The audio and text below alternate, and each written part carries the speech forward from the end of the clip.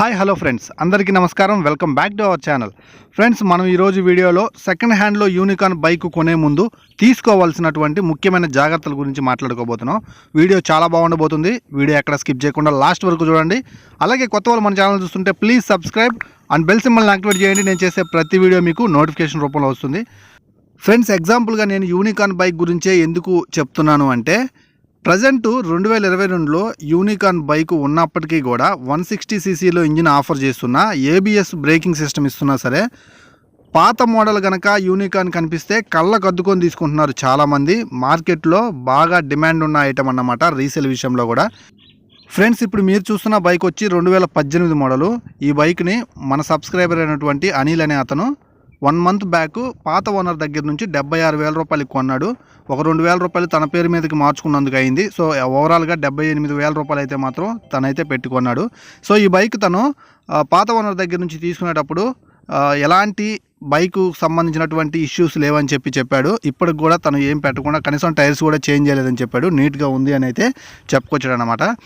So ఇప్పుడు నేనేం చెప్తున్నానంటే, మార్కెట్లో యూనికార్న్ బైక్ మీద మంచి మార్కెటింగ్ అయితే ఉంది, మంచి సేల్స్ అయితే నడుస్తున్నాయి రీసేల్ వాల్యూలో. సో మీరు కనుక ఈ బైక్ కొనే ముందు తీసుకోవాల్సిన ముఖ్యమైన జాగ్రత్తలు వచ్చేసరికి, ఫస్ట్ పాత ఓనర్ దగ్గర సీ బుక్ తీసుకొని బైక్ ఇంజన్ మీద ఉన్నటువంటి నెంబరు, చాసిస్ నెంబరు రెండు సేమ్గా ఉన్నాయో లేదో ఆర్సీలో చెక్ చేయండి. అలాగే ఓనర్ యొక్క ఆధార్ కార్డు తీసుకొని ఆర్సీ మీద ఉన్నటువంటి నేమ్ని ఒకసారి చెక్ చేస్తే మీరు మాత్రం రీడింగ్ మీద మాత్రం ఎక్కువగా కూడా కాన్సన్ట్రేషన్ చేయొద్దు. దాన్ని మ్యానిపులేట్ చేస్తున్నారు, రీసెట్ చేస్తున్నారు. మనకి రీడింగ్ గురించి పక్కన పెట్టేసేయండి. మీరైతే ఒకసారి రైడ్ చేసినట్లయితే దీని ఇంజను అలాగే యూనికార్న్కి మోనోసాక్ సస్పెన్షన్ రెండు ముఖ్యమే.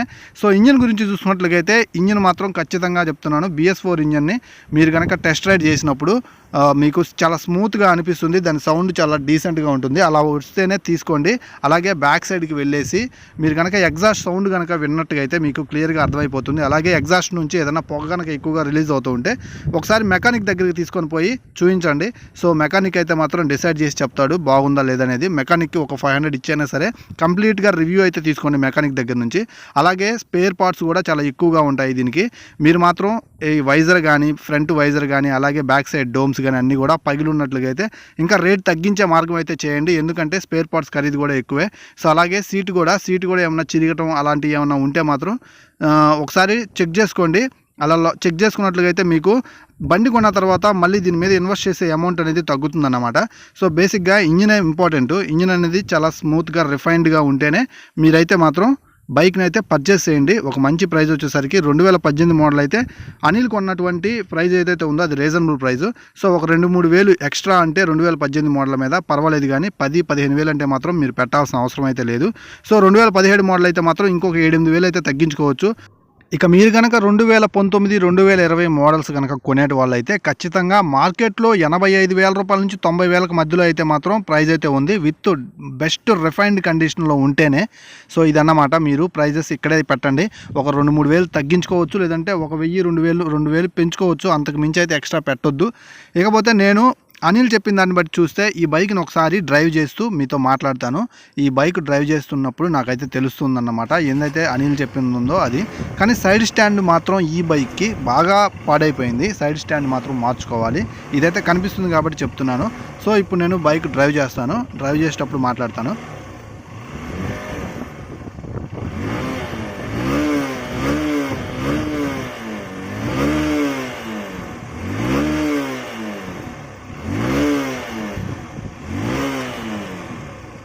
ఫ్రెండ్స్, ఇంజన్ సౌండ్ విన్నారు కదా. యాక్సలరేషన్ ఇచ్చినప్పుడు ఇంజన్ సౌండ్ అయితే మాత్రం చాలా రిఫైన్డ్గా వినిపించింది నాకైతే మాత్రం. అలాగే బాగా యాక్సలరేషన్ చేసినప్పుడు హ్యాండిల్ దగ్గర నుంచి, అలాగే ఫుట్ రెస్ట్ల దగ్గర నుంచి బాగా వైబ్రేషన్స్ అయితే నేనైతే నోటీస్ చేశాను. సో బైక్ ఇనిషియల్ గేర్స్లో ఏవైతే ఉన్నాయో వాటిలో పికప్ అయితే చాలా బాగుంది. అనిల్ అయితే 1 వీక్ బ్యాకే దీనికైతే మాత్రం ఇంజిన్ ఆయిల్ అయితే చేంజ్ చేశాడంట. సో బైక్ ఎఫర్ట్లెస్గా ముందుకైతే వెళ్ళిపోతుంది. అలాగే ఏదైతే గేర్ షిఫ్టింగ్ ప్రాబ్లం కూడా నాకైతే ఏమీ అనిపించలేదు, చాలా స్మూత్గా ఉంది. బైక్ బాగా నలిగింది కాబట్టి, ఆల్మోస్ట్ ఒక 4 ఇయర్స్ నుంచి బైక్ యూసేజ్లో ఉంది కాబట్టి మంచి పర్ఫార్మెన్స్ అయితే ఉంది. So time to time maintain చేసుకునే దగ్గర నుంచి మన అనిల్ అయితే కొనుక్కున్నాడంట బైక్ని. సో ఇప్పుడు ఆల్మోస్ట్ 60 క్రాస్ అయినప్పటికీ కూడా ఎలాంటి వైబ్రేషన్స్ లేవు. ఎఫర్ట్లెస్గా చాలా నీట్గా అయితే బైక్ అయితే వెళ్తుందన్నమాట.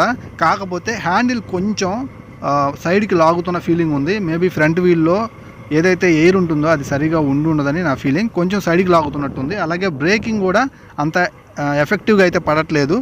Back side brake, front brake రెండు కూడా అంత ఎఫెక్టివ్గా అయితే మాత్రం ఏమీ లేదు.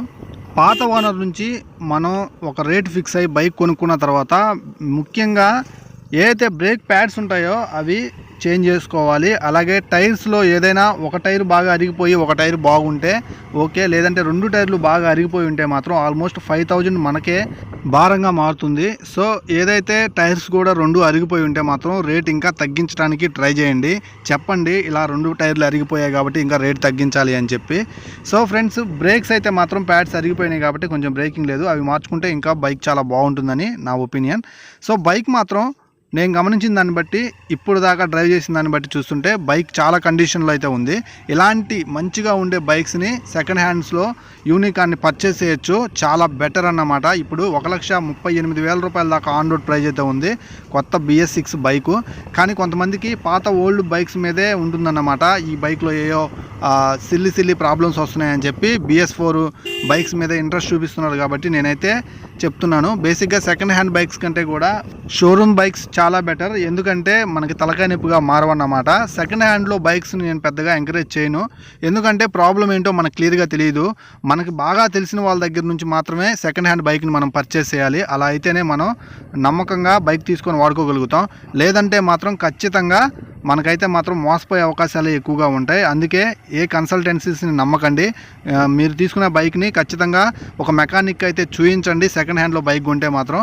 నెక్స్ట్ అలాగే సెకండ్ హ్యాండ్లో బైక్ కొనేవాళ్ళు వెబ్సైట్లో ఈ చలానా అనే యాప్ ఓపెన్ చేసి బైక్ నెంబర్ కనుక మీరు ఎంటర్ చేసినట్లయితే దీని మీద పాత కంప్లైంట్స్ ఏమైనా ఉంటే వాటి చలానాలు ఏమైనా కట్టాల్సి ఉంటే మాత్రం పాత ఓనర్ చేత కట్టించేసేసి తీసుకోండి. ఒకవేళ ఎక్కువగా ఉంటే మాత్రం అవి మీరే పే చేయాల్సి వస్తుంది. అలాగే బైక్ ఫైనాన్స్లో ఉందో లేదో కూడా క్లియర్గా కాగితాలు అయితే చూసుకోండి.